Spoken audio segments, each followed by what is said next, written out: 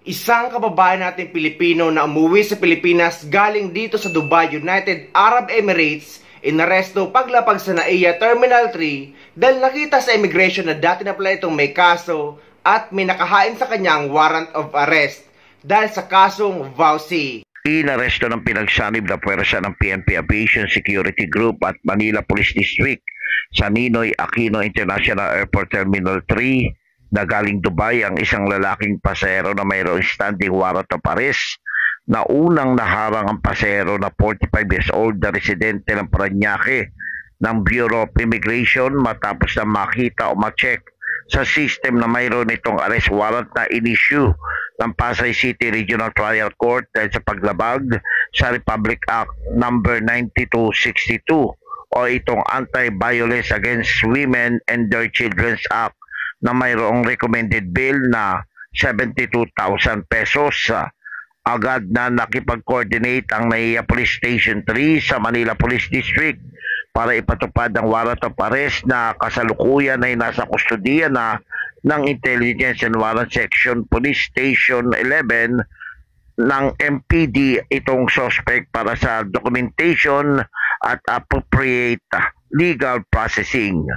So, na-arresto ka namin sa isa ng warrant of arrest. Iniisyo ng branch 1 ng Pasay City. Leon Ocampo, Christian Pitas Cantela sa kasong violation of Section 5 Article 2. So, ay ito na patang manahimik kasi ito wala mo.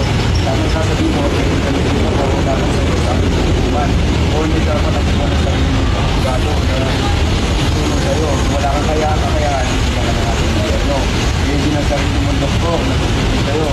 Wala kang kayaan, hindi ka na natin gobyerno. Hindi ka na wala mo. O kung ganyan tayo, sama ka muna sa amin. After the communication na. Thank you. Ngunit ano nga ba itong tinatawag na vowsy? Ang vowsy guys ay madalas na kinakaso sa isang tao na hinayaan ang kanyang responsibilidad.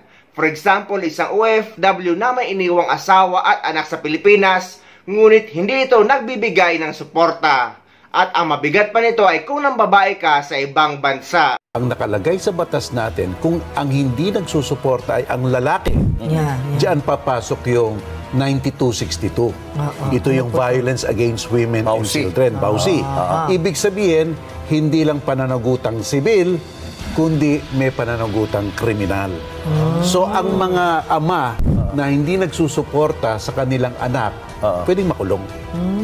Makukulong yan.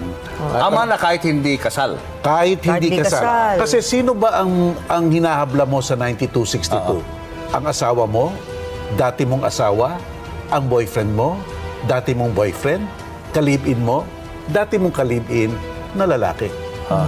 Ang kasal, walang pakialam ang kasal sa violence against women and children.